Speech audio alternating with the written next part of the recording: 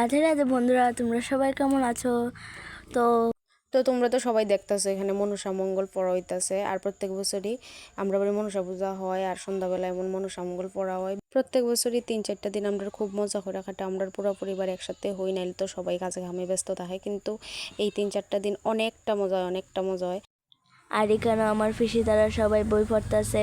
আর তোমরা কার কার বাড়ি মনসা পূজায় কমেন্টে জানাইও। তো আজকের জন্য বাই বাই।